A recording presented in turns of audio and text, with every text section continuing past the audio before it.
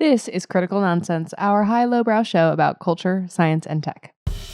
This week, Joey asks me about universal truths and shapes. Woo! The East End boys and West End. This is what a Joey sounds like. He's not a West End girl, but Aaron is in London town, and it's been making me think that he's just walking around listening to the Pet Shop Boys song on repeat. I'm sure that he is. This is what an executive producer and West End girl, Jess Vander, sounds like. Hi, this is Jess. In any capacity, are you a West End girl? In any of your places you've lived? Were you on the west side of something? Huh.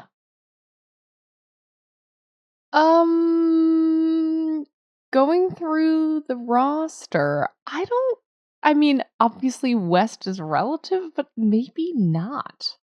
Yeah. Maybe Classic never have I been. East End girl. Yeah. The closest is my upbringing west of West Philadelphia. West of West Philadelphia? Yeah. Okay, well, Jess, I just wanted to talk to you, about some ideas like what your opinions are on the Platonic representation hypothesis and conjectures, or, strong Platonic representation hypothesis, like things like that. Yeah, right. Things like that. Yeah, that makes sense. Maybe I guess you might want a little context on that. Is that helpful? No, actually, this is something that I have a lot of expertise in, so that won't be necessary. Yeah, based on me saying that and universal geometries, you should be able to back translate the semantic meaning of what I've stated, right? These are just words. These are just words, right after another. What are we talking about? What are you saying? A little while ago, I saw a post from Ethan Mollick, who is, I believe he's an economics professor at the University of Pennsylvania, but has been very intensely studying and playing with and experimenting with AI for a while. So he often will run kind of fun experiments with AI as interesting ways to set benchmarks, and has kind of just become a guy who is both an academic but sort of just a poster online. And he posted this paper that came out of Cornell called Harnessing the Universal Geometry of Embeddings, from Rishi Jha, Colin Zhang, Vitaly Smatnikov, and John X. Morris. I want to give them credit. I don't know that they're ever going to hear this, but great work, Rishi, Colin, thanks. Vitaly, and John. Special thanks. But it was a really interesting idea. I don't even know what exactly to talk about here, but I'll give you just a quick context. They basically found that in LLM encodings and vector databases and things of this nature, I'll read a quick quote. The ability to translate unknown embeddings into different space while preserving the geometry has serious implications for the security of vector databases. An adversary with access only to embedding vectors can extract sensitive information about the underlying documents sufficient for classification and attribute inference. They basically found that the shapes that databases produce are essentially universal in their geometric orientation, where meaning can be extracted. So if you have the shape of a database, you can extract meaning by understanding sort of the universal shapes that these semantic databases take, which is a heady idea. What is even a shape? A shape is basically like a network diagram, a node diagram, like a bunch of dots. And, if you think of a set of words like lunch has a relationship to dinner and breakfast. Like they're sort of clustered near each other. They are similar, but they will be also clustered closer to other things. Like in the US, breakfast cereal is close to breakfast, but roast chicken is maybe closer to dinner or something like that. So all of these different ideas and meanings have some sort of geometric relationship to each other. And what they're finding and why they then talk about this idea of, how did they word it?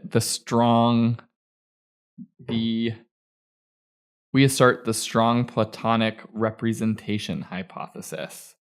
The latent universal representation can be learned and harnessed to translate between representation spaces without any encoders or paired data. And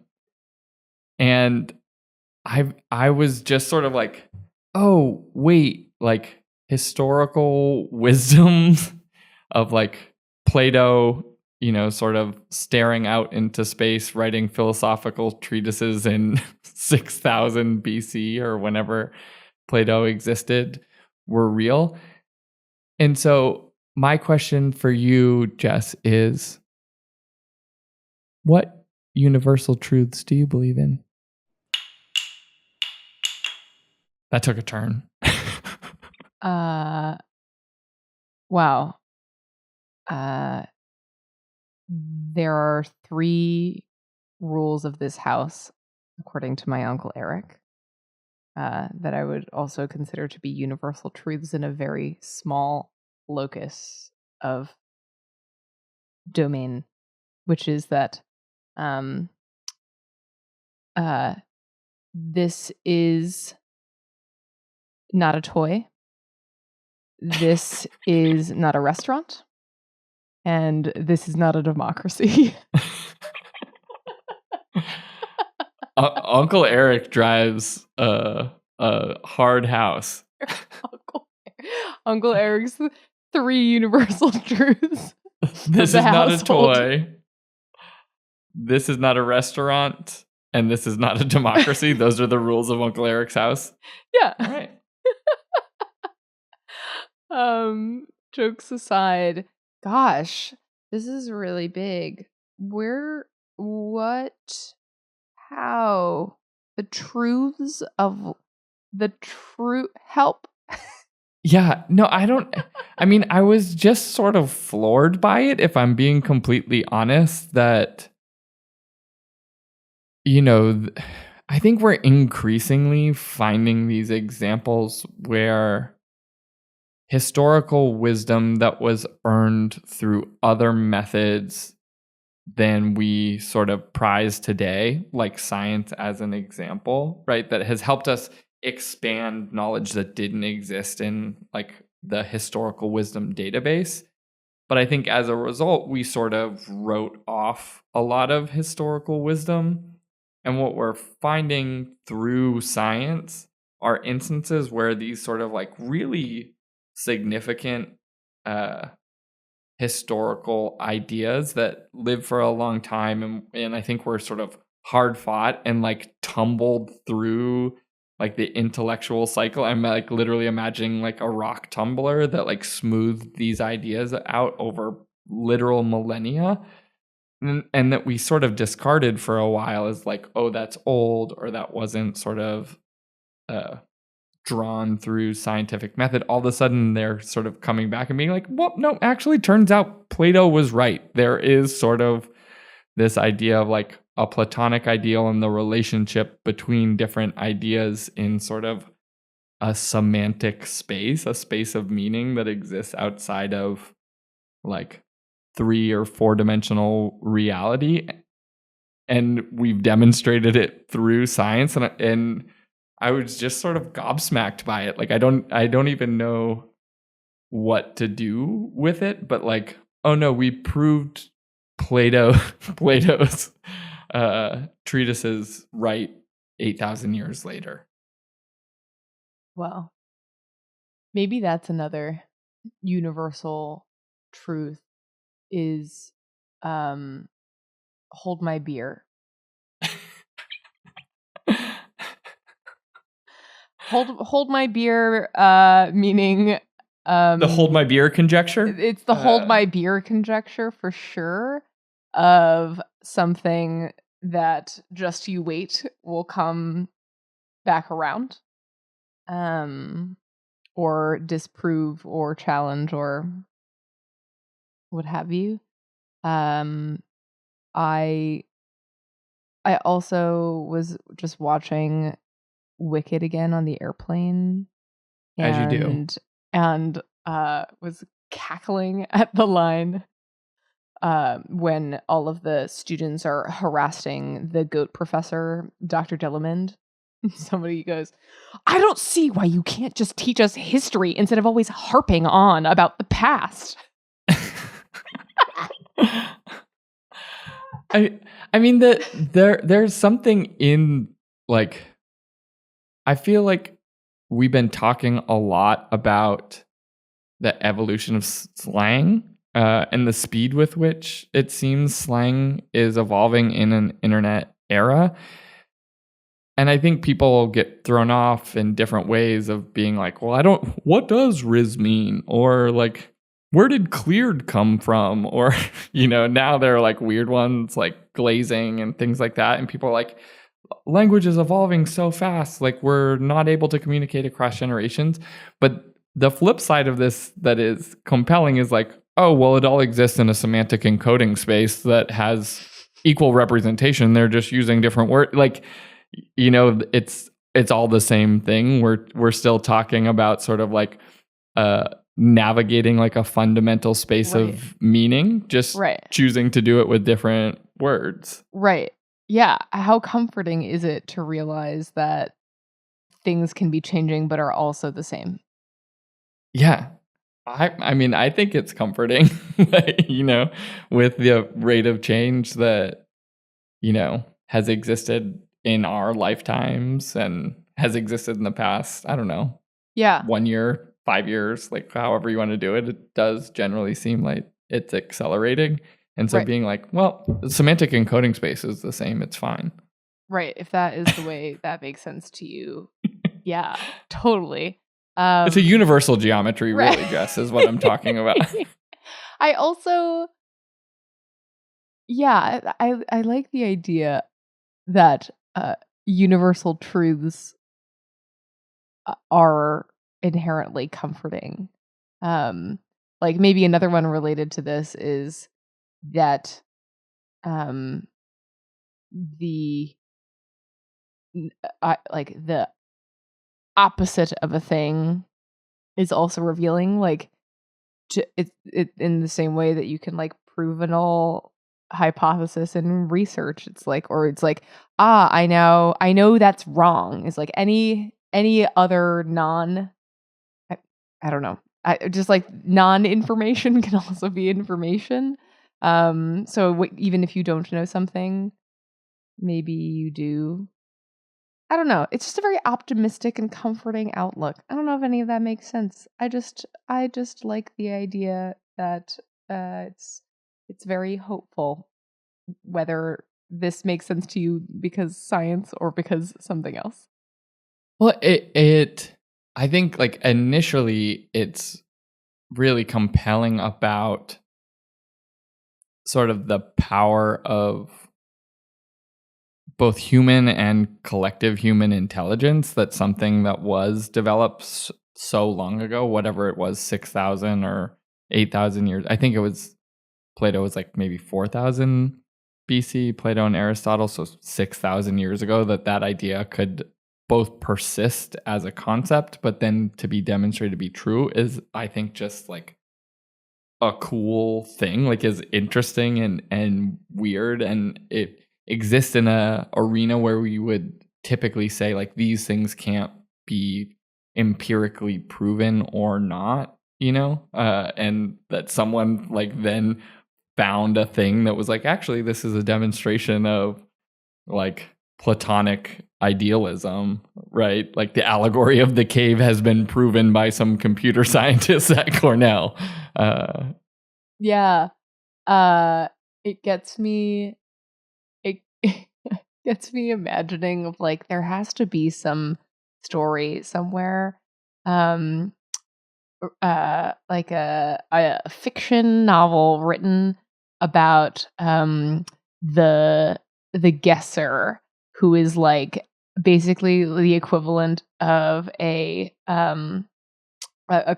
clairvoyant crossed with a patent lawyer who is trying to come up with as many ideas and then be like, yeah, totally, that was my idea because see, and then you look, and like just by sheer volume of generating ideas, they have come up with a bunch. I mean, this is less of for some people in the patent world, this is actually just reality of just spreading as much as you can so that you can capture things. But the idea anyway patent of like trolling. Exactly. But I like the idea that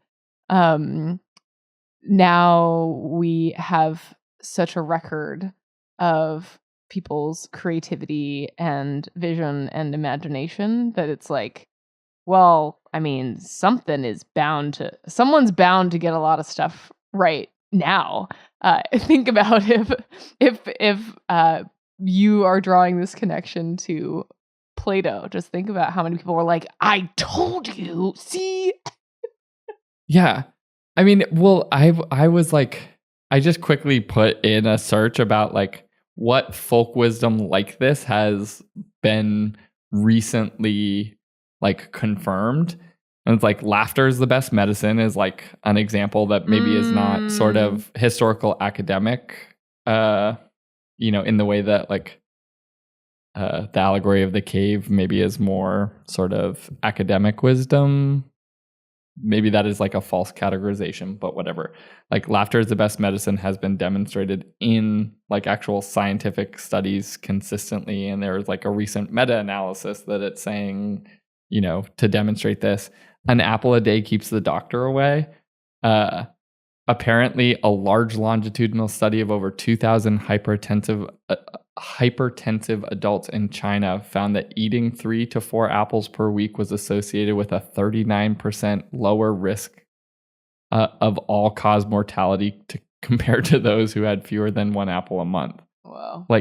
It's like how about them apples? That someone chose to like study that is like cool. Like good on you. Right. And then I tip my hat to you.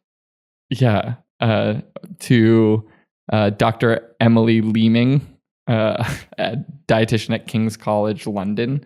But then, or she may not be the author of that study, but anyways, but like those things, like that these wisdom, these like hard-earned bits of wisdom that existed in collective intelligence, not sort of individual intelligence, have persisted and are getting demonstrated to be true. Also makes me be like, of all the, there's so many wrong things that we've like learned maybe from our parents or grandparents or great grandparents, where you're like, it actually turns out that was pretty wrong. But like which bits of it weren't. And maybe even in some of these examples, like the things like that don't feel necessarily correlated to specific behaviors, but just sort of like truths, like birds of a feather flock together. Like that idea has sort of been demonstrated to be true, that like behavioral characteristics tend to aggregate. You are drawn towards people that feel like they share some like whatever your interest in a hobby is, like one example, but like it sort of extends quite a bit further out than that as well. Yeah, I'm also reminded, isn't that one of several different sayings or proverbs that like has a second half that's usually dropped, but is also kind of dark? Oh, does it? Yeah, I think there's like, I think it's like until the cat comes, or it's like there's like something. There's another. I definitely learned about this from the etymology nerd, that guy that I follow on the internet. What a very few. Yeah, until the cat comes is part of it that I've never heard before. Yeah, and then there's like there's a few of those other sayings where it's like, this is nice, and then it's like, whoa, I had no idea that the way that ends. They won't remain together, united in the face of danger or adversity. Right. Interesting. Which is like where the idiom, you're like, oh, there's even additional layer. That's a supplemental study that will follow. Yeah. Well, yeah, it is saying like the idea is like even in online groups, some of what I'm reading now is saying that people for like age, gender, interests, like all of these things, like there's a tendency for homophily, like erring towards people that have similar characteristics as you, which is, yeah, again, like another thing at some point that was developed. But it also, you know, being in the US, which is sort of more individualistic society and all of these things, like it feels like our ability to tap into collective intelligence is probably somewhat diminished in like recent history, and so now it's making me think about like which ideas that seem maybe like quaint like should actually be considered for reappraisal. Take that more seriously. Yeah, I would start eating apples right now if I weren't allergic. Yeah, give it a makeover, Anne Hathaway style in The Princess Diaries, which really just involves hair straightening. Yeah. Yeah. I mean, do you find comfort or like what? I mean, I know I was starting with this paper, which is like quite heady. And I mean, the one thing I will say about the paper that I do find interesting as maybe sort of like a secondary effect that maybe comes out of some like folk wisdom is like the truth always outs, like that, those types of quotes of like light, you know, like secrets don't last and like the truth always comes out. Like this idea is basically like demonstrating that even things that you're trying to hide, like the study is basically saying like vector databases and all of these things that you are trying to like hide the meaning because it's proprietary or encrypted or whatever, like in fact, like someone can look at it and just extract the meaning even if you don't want them to. And there is something to me like within that like information like generally like errs towards entropy and exposure and those types of things that I also find comforting in some, also because I'm just like a person that does not really enjoy secrets. So as someone with impulse control issues that doesn't want to keep someone else's secret, I've done it. I can do it. I don't like it. Yeah, I guess it's just a humbling reminder that it is always like a thing that feels really finite just never really is, or it's like irreversible, probably isn't, but also in the macro sense of ideas, truths that last, that durability is actually also like it comes in both ways, both like everything changes and also if something lasts, whether or not it's proven formally or officially, it's probably lasted for a reason. So I guess thanks time. Thanks time. Yeah, I don't know. It also is like, oh, if we encounter some alien species in some distant future and we're just like, oh, just let us see your vector database encoding and we'll understand each other, is like kind of interesting. That was the first thing I was thinking too. That was so crazy. What? Forget pi or going through sequences of prime numbers to demonstrate that we are also a mathematical society. Just post a picture of your vector database on the outside of your ship. I don't know. What are we doing? Jess, do you want to attempt some form of a wrap-up corner? Well, I will try. Can you demonstrate the vector database of this podcast so this someone could inherently understand the meaning that maybe we don't? Wow, I'm certain other people will understand the meaning, and I apologize in advance. I have a horrible track record on this podcast dealing with professors in economics, so just ahead of time and after the fact, I'm so sorry for anything that I may have said. But I always appreciate, Joey, bringing your big brain, and also, I don't know, your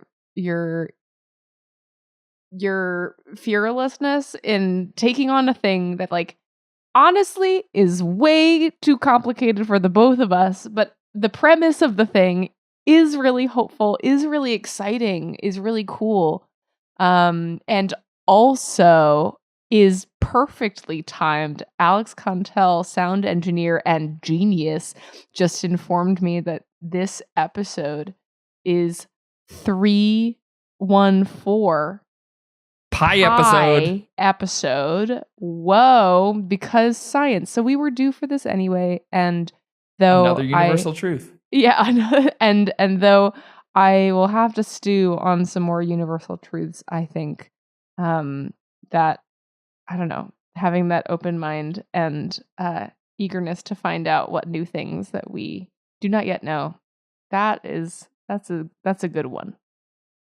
Secrets are no fun. Secrets hurt someone. The truth. That's all we needed. That's it. Critical Nonsense is a Sylvain production. Brought to you by Wisdom, a new cheese spread. Ezra Moon sent me some kind of sauce from Korea called Confidence. Really? Yeah. Special thanks to you, Jess, our executive producer and official pie lady, Jess Vander. Yeah, thanks. We'd also like to thank the sound engineer and serving up a slice for us today, Alex Contel. We'd like to thank programming coordinator and imaginary number, Les Jacobs. And our apples, the production of our eye crew. No, the ones that keep doctors. Anyway, Sarah Gilbert, Nora Mestrich, Christy Jensen, Amanda Medina, and Amy Waters. And as always, thanks, Ellen. Thanks. Special thanks to Apples. Kazakhstan. Apples, they won out. What? Apples are from Kazakhstan originally. Wow. Yeah, that's where they came from. And then they spread out. And they took on new shapes. You got your galas, you got your pink ladies, you got your Fujis, your Macintosh. Wow. Special no thanks for the dilution of the Honeycrisp. You heard about this? This is a whole... Oh, well, we're going to have to have a whole talk about this because Honeycrisp. It's no longer crisp? Here's basically the short of it is that Honeycrisp used to mean something and now it doesn't. And that's why not every Honeycrisp is equally good. Remember when Honeycrisp used to be OP? It was the overpowered choice of Apple. And then it was like, wait a minute, everybody no thanks to liars. Well, it's more complicated, but we'll put a thing in the show notes. You can read about it. It's like really a big deal. Yeah. I mean, no big deal, real big deal. Special thanks to Ethan Mollick for just being an academic who's willing to goofy post. Thanks. Appreciate you. Yeah, and also I learned from Ryan that he and his wife both run this AI lab. So maybe there's an extended edition about other research that they've done. Really cool. I mean, life transitions, like, because he was an economics professor, right? And now he's like all in on AI. Wow. Good for you. Pivot to video. Pivot. Now pivot. Well, love you. Mean it. Cool. Bye. Bye.